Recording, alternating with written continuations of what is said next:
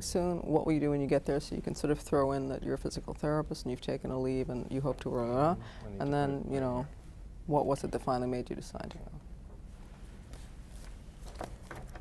Is the answer I gave you all right? Absolutely perfect. Oh. Anytime. Okay, you're going to give me a speed and then we'll go. I will indeed. Bingo. Sharon, you're off to Israel in mid-February if all the paperwork can get done. What will you do when you get there? Well, I'm a practicing physical therapist here in New York, and I'd very much like to volunteer my services in Israel now, at this time. And what will happen with your job while you're gone? Well, my hospital that I work at has been good enough to give me a leave of absence for a while, so in the interim I'll be working in Israel, and I can come back to my job after everything is settled down there. And you feel you'll definitely be needed as a physical therapist? Most of the people that are working in the hospitals now might be called away to the reserves, and therefore there'll be a lot of help missing in the hospitals, and I'd like to give a hand there. What was it that made you decide to go to Israel? A lot of the American Jewish community feel anguished, and other people as well, seeing what has happened with Israel. What was it that made you actually decide to get a leave of absence and go? Aside from being an Orthodox Jew and having a lot of religious convictions to Israel, I visited there many times. It's a beautiful country, and I have family and very close friends living there, so I also have emotional ties. What about friends of yours? Is there a move on in your particular circle to have people physically go to Israel and help? Several of my friends have left already, and they've gone on different volunteer organizations, those that are professionals in the health field and those that don't really have any specific profession, but they just wanted to volunteer and be there for even moral support. Okay. Well, we wish you well. Thank you very much. And we look forward to seeing you when you come back. Okay, thanks. Can I get just, all we need is like a single cut, unless you want to move it, but I mean, she could just. Hey, hey. Only he's not doing it. Are you rolling? Yes. Oh.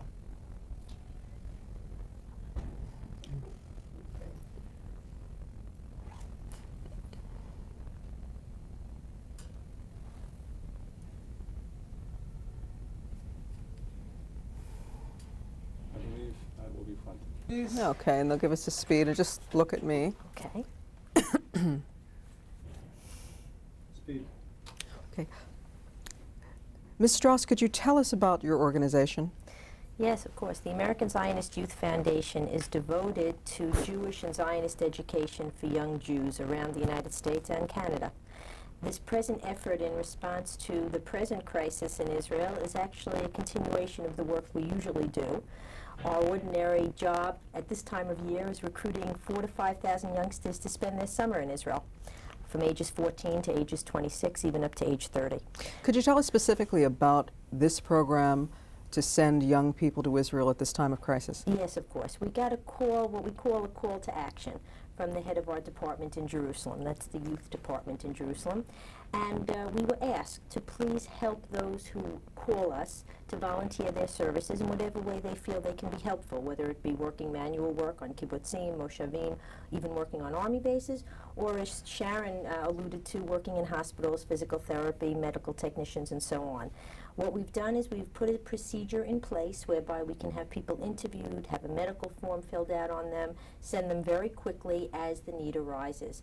The first departure actually will be February 17th. And who pays for this? They do. They pay their own airfare. We'll give them complete room and board in exchange for their work, as all volunteers get, but they do have to pay their own airfare. Now, there are obviously dangers involved, and although you're very experienced with this work, having sent many young people before, aren't the dangers this time different? Well, I don't really think so, Joan. I think that living here in New York, we also face dangers every day. Those of us who take the subway every day certainly do. Our feeling is that Israel always protects its citizens and will continue to. And whenever our young people come into Israel, they are as protected as any Israeli citizen will be. Okay. There's also the possibility that in a crisis such as this, people who are inexperienced might get in the way rather than actually help. The Israelis have a wonderful way of directing people. They're very good at this. Unfortunately, they've had lots of experience with crises. And we found from those that are there now, we have about 200 young people in Israel now studying. And they're writing home to their parents and calling and telling their parents that the Israelis are taking good care of them, directing them where they need to be. There's never a problem. There's never any panic. Is there any way for you to gauge the response you're getting to this specific program? Have you had lots of calls, a medium amount of calls, or a very few amount of calls? No, we've had lots of calls. I mean, this has been a time, and actually we were a little surprised at first that we were getting this many calls because we didn't see that it was going to be the large crisis that it's turned out to be. But even after January 17th, the calls kept coming in. We've had easily close to 300 calls just in the New York area. And remember, we deal across the country, so we have representatives all over the United States and Canada, and they've also gotten many, many calls in response to this present crisis. Okay, that's great. Terrific. Fantastic. Okay, good.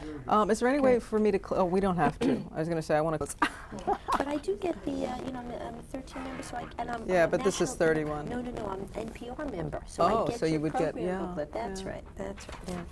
well, all right, you're listening, I'm talking. Yeah.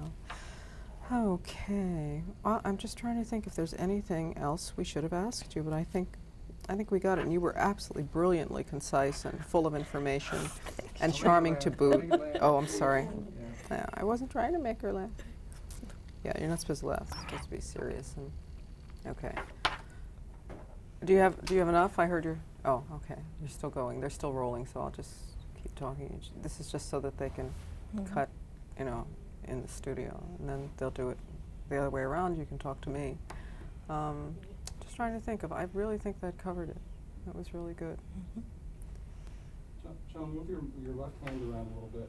Oh, okay. Because Fine. You were doing that a bit. Oh, I was? Farted my shot a little bit. Okay, fine. So, this is the thing this is what I normally do, I know, when I'm talking, sort of, we're all taught not to use our hands, but how do you avoid that,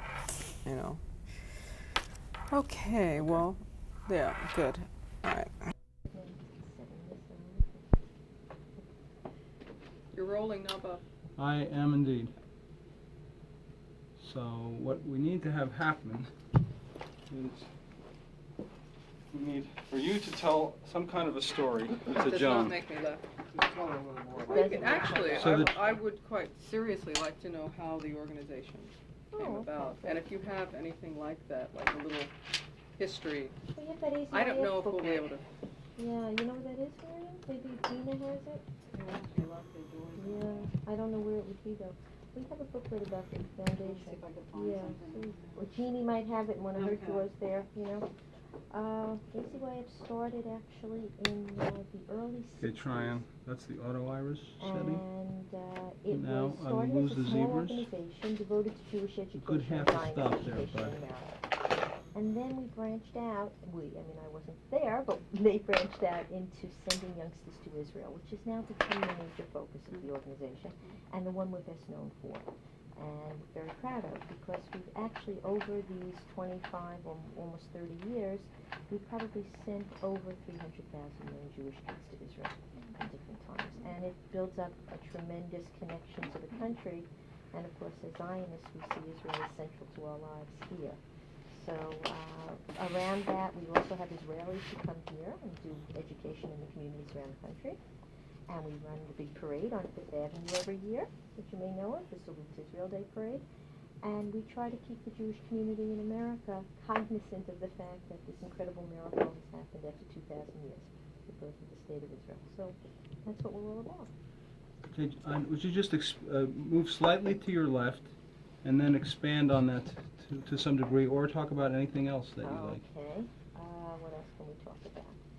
Well, we can talk about the fact that the Israelis that come here are all very knowledgeable in Jewish educational topics. They teach around the country. They do Israel fairs. They organize all kinds of different programs. They're also wonderful people. Of course, their English is fluent. And oftentimes, people in the communities, Cleveland, Cincinnati, Los Angeles, Denver, all around the country, of 30 different communities, become very attached to their particular Israeli, we call shlichim. And when the shlichim return to Israel, these people in the States stay in touch with them, often visit them.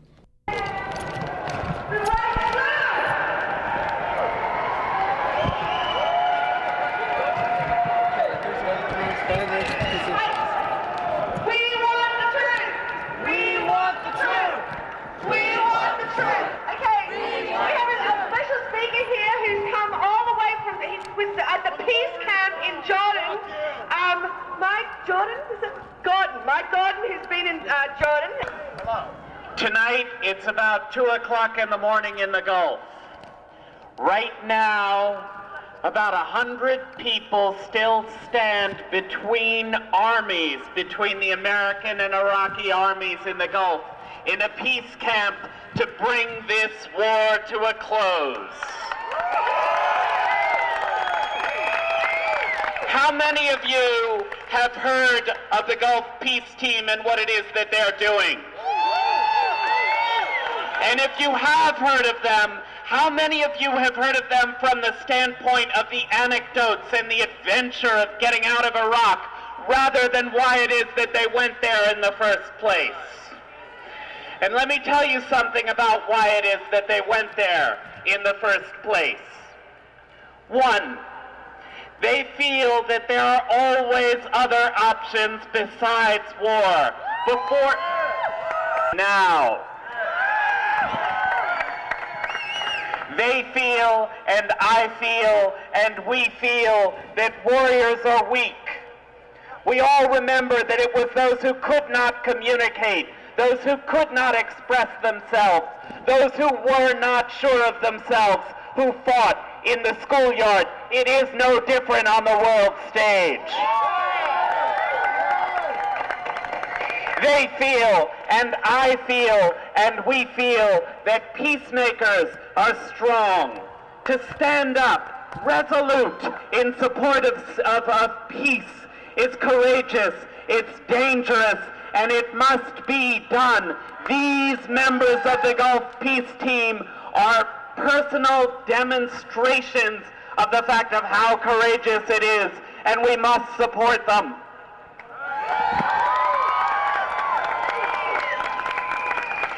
These 100 individuals are courageous heroes. They, in turn, as well as the world at large, we thank the United States peace movement for this powerful expression of commitment. It does not weaken us. It makes us strong. No matter whether they cover one person who happens to burn a flag here tonight, we here are true patriots. Together, we send a message that cannot be ignored. Muriel Sibley, as you sit in the desert tonight, rather than destruction, together, tonight, we say, Pace, peace, shalom, salam. Thank you. I just want to remind everyone as it's raining, things you can do. Things that you can do. Call up your media. Demand the kinds of things that we're talking about here, that you want coverage of the other side, that you're sick and tired of lots of different things. So anyway, call them up. Okay. Analysis, debate. Okay, so, and the other things that you can also do is support WBAI. You can support groups like the Deep Dish TV Network and Paper Tiger. These groups always need volunteers. And get involved in making media. There's such a thing as public access TV in New York City, and it's free of editorial control from the cable companies. You can just go in, make a show, and you can put it on cable. And I think that what we can do is use that as a tool to present our own images, because obviously the mainstream media is totally incapable of doing that. So as well as our demands from the mainstream media, let's also actively work in creating our own images as a way of taking control over our own lives. Okay, so let's have some more speakers. Robert Knight from WBAI.